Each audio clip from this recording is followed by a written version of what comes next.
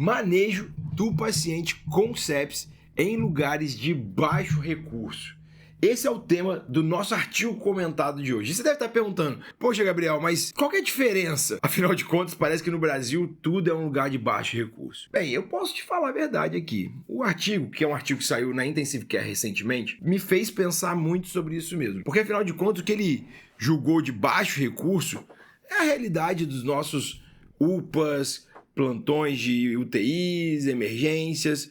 E mesmo eu, que graças a Deus trabalho numa unidade, né, de terapia intensiva de alto recurso, olhei para esse artigo e falei, cara, mas o que esses caras fazem de tão diferente lá fora? Fato é, eu não estou aqui para poder falar o que eles fazem de diferente, mas eu achei interessante trazer as provocações do artigo, primeiro, para consolidar o que a gente já sabia e também trazer alguns insights para vocês, porque, sem sombra de dúvidas, todos que estão assistindo, se você está aqui no Brasil, se você está na América do Sul, você com certeza vai manejar sepsis em algum paciente em algum momento de sua jornada e com certeza você vai ter recurso limitado. Então, toca a vinheta aí, Luiz, porque esse aqui, artigo comentado, tem vinheta e já compartilha esse vídeo com mais alguém.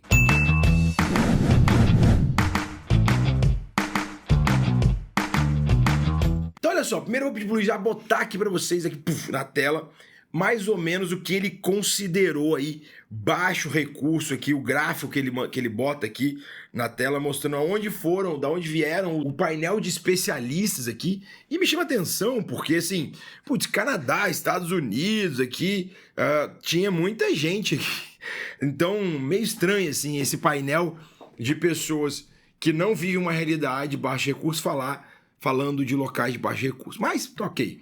Meio que uma visão meio europeusada, como é que fala? Enfim, europeia, eu ia falar meio, mas enfim, europeia e americanizada, era por isso que eu queria falar assim, as coisas do mundo. Mas o fato é, eu não quero alongar nisso, é só mais para explicar isso, para mostrar isso para vocês, mas eu quero trazer os próximos dois gráficos aqui, as próximas tabelas, para mostrar um resumo do que eles falaram e a gente vai comentar em cada tópico aqui como que a gente pode melhorar, como que a gente faz aqui no Brasil e o que tem de bom e de errado e de não tão bom, errado não, né, mas de não tão bom no que eles trouxeram aqui. Então vamos lá, olha só. Eles fizeram aqui algumas ponderações e aí, talvez, na minha opinião, esse primeiro quadro, que é tempo, transferência e local para você manejar esse paciente com sepsis em locais de baixo recurso, talvez esse primeiro gráfico seja o mais importante. Geralmente a gente tem que deixar o melhor pro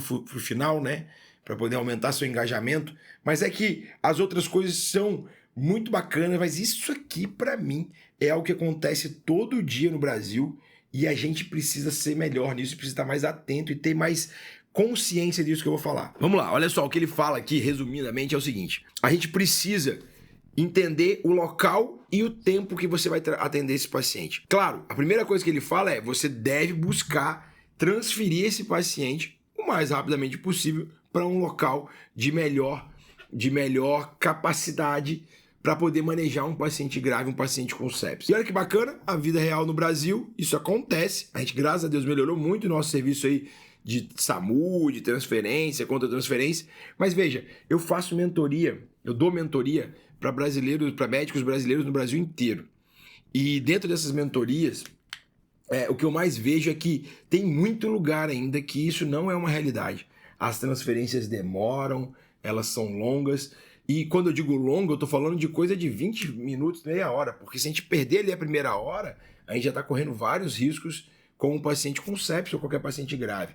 Então, por mais que você esteja num local de alto recurso, ou um local capital, eu consigo transferir rápido, bem, se essa transferência sua não for muito rápido, inclusive se você estiver num pronto-socorro de um hospital que tem UTI, mas você não consegue transferir esse paciente dentro das primeiras 1, 2 horas, você tem que considerar o segundo ponto que ele fala aqui, que é se você está numa área, num paciente que você não tem como transferir rapidamente esse paciente para um serviço de melhor atendimento, de maior recurso, perdão. E aí ele fala uma coisa muito legal, que se esse paciente vai ficar contigo, você deveria procurar ajuda remota. E, gente, a gente está vivendo a era da telemedicina, a era das mentorias, a era dos cursos, a era do WhatsApp, e você precisa entender que se você não tiver condição de levar este paciente para um lugar de um recurso mais avançado, você precisa se conectar rapidamente com pessoas mais capacitadas que vão te orientar e te guiar na condução desse paciente com sepsis. Não sou eu que estou falando isso, apesar de falar isso todo santo dia, em vários vídeos, inclusive aqui, mas não dá para você manejar paciente grave sozinho se você não tiver. O paciente grave ele precisa desse escalonamento de cuidado, e se ele não tiver escalonamento de cuidado, você precisa oferecer para ele um escalonamento de assistência, mesmo que seja se acoplando aí a assistências remotas, entregando para ele o melhor valor a melhor medicina possível para ele. Ele fala ainda também aqui, obviamente, de ter alguns recursos básicos no seu local. Você precisa ter no mínimo ali um raio-x. E ele fala uma coisa que eu falo muito, inclusive no nosso curso de imersão também falo muito isso, nas aulas de mentoria eu falo muito, que você tem como fazer uma boa prática beira do leito. O que eu chamo de médico point of care. Tá na moda agora, né? Ultrassom point of care, não sei o que point of care. E eu acho que tá faltando médico point of care. Pô, Luizão, essa é o jeito mais chique de falar médico do banquinho, tá? Deixa até no comentário se você prefere médico do banquinho ou médico point of care, que é o médico do beira do leito, do lado do paciente. Então você pode olhar a saturação, você pode olhar a pressão, você pode ver tempo de enchimento capilar, perfusão periférica, status respiratório, ou seja, você consegue, pessoal, fazer uma boa medicina, principalmente se você tiver orientação e tiver capacitação, mesmo com baixo recurso. Depois disso, ele fala um pouco também de como você vai diagnosticar um paciente com suspeita de infecção. E basicamente ele te fala para você observar os critérios de SOFA. E aí aqui entra um baita parênteses que talvez seja o que você mais vai gostar desse vídeo. Sempre quando eu olho para o paciente para definir se ele tem infecção, eu gosto de pensar da seguinte forma. Eu crio um funil, e eu gosto muito, nos nossos cursos a gente fala muito, eu uso muito metodologia de funil. Eu faço um funil que eu coloco clínica / paciente, eu gosto de chamar de paciente, órgão e laboratório. Então, eu primeiro vou olhar para a minha clínica do paciente, entender a história clínica do meu paciente, saber se aquela história permeia, me dá a possibilidade, me dá um diagnóstico diferencial de que seja infecção. Eu olho dentro dessa clínica, se eu enxergo algum foco, afinal de contas, falar de sepsis, eu tenho que estar falando de foco infeccioso. A partir do momento que eu olho para a clínica e para o paciente, eu vou olhar para se esse paciente tem alguma disfunção orgânica. Porque se ele tiver alguma disfunção orgânica, eu provavelmente, se eu tenho ali dentro da história clínica uma história de infecção, eu estou diante de um paciente com sepsis. E aí, é claro, eu uso o laboratório para me ajudar a me confirmar tudo isso que eu acabei de falar.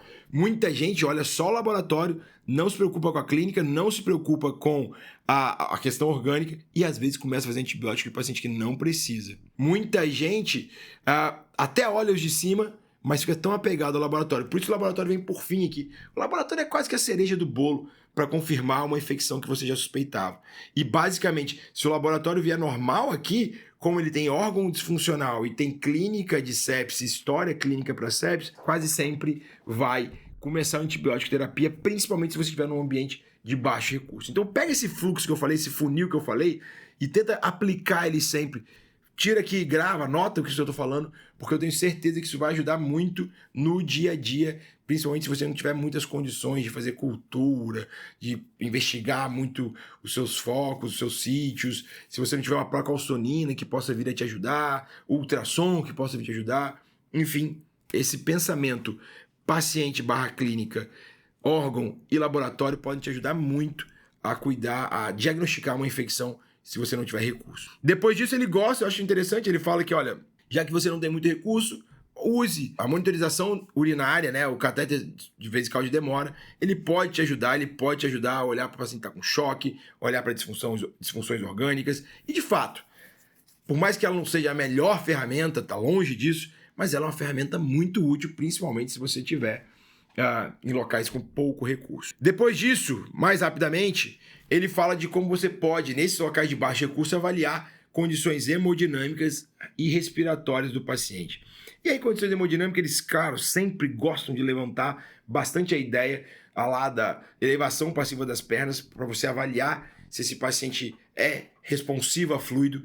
Eu, nos nossos cursos, nas nossas mentorias, eu gosto sempre de falar assim, primeiro avalia se esse paciente tolera fluido. Depois você avalia se ele responde. Porque muitas vezes você não vai tolerar e você nem tem que discutir se ele responde. Porque se ele tiver com gesto, crepitando, edemaciado, hipoxêmico com congestão, você não tem por que avaliar se ele responde. Agora, a gente está falando de sepsis. Esse paciente provavelmente precisa de fluido. Provavelmente. Ele precisa de fluido. E aí eu vou avaliar se ele tolera. Putz, ele tolera. Como que eu avalio se ele responde? Puxa, baixo recurso, vida real, medicina brasileira de verdade. Faz um fluido para ele. Faz um teste 500 ml, 250 ml e avalia se a pressão melhora, se a frequência cai, eventualmente se o débito urinário melhora, se o seu tempo de enchimento capilar melhora, enfim, se o nível de consciência melhora. O artigo fala muito de elevação passiva das pernas. Eu gosto mais desse fluxo que eu criei aqui, que a gente que da MD ensino também gosta de ensinar e eu acho que é um fluxo mais aplicável no local de baixo recurso. E afinal de contas, como eu disse, a galera aqui não é tão de baixo recurso assim, a gente viu lá naquele gráfico. Depois ele fala uma coisa que eu acho estranha, tá? E graças a Deus, eu acho que isso não é uma realidade na imensa maioria aqui nossa brasileira. Ele fala até que, como epinefrina é uma droga mais difundida, você poderia usar epinefrina para poder manejar como a primeira droga de manejo do choque séptico, caso você precise. O bacana disso é, se você só tiver epinefrina, use epinefrina. Não tenha medo de usar epinefrina, adrenalina. Agora, no Brasil, a gente já tem bastante aí difundido a noradrenalina, que é hoje a nossa droga de primeira escolha. Então, eu não vejo que isso seja um grande problema, tá? Mas ele traz um outro ponto que eu acho muito legal, que você não deve esperar acesso profundo. A gente tem várias aulas, A gente fala muito disso nos nossos cursos, a gente ensina exatamente como que você vai tomar essa decisão, ou seja, use acesso periférico. Depois, ele fala de antibiótico. Você deve administrar imediatamente, principalmente se você não tiver ou for atrasar exames, culturas e tudo aí mais. Você pode até esperar, se você não estiver chocado aqui, para poder definir melhor o choque. Ele fala que não deve, obviamente, ser atrasado aí a administração de agentes antiparasitários, e eu acho que ele considera isso porque ele olha pro submundo, aqui hemisfério sul, e pensa que todo mundo tem infecção parasitária, mas acho legal ele trazer isso, não vou me aprofundar muito.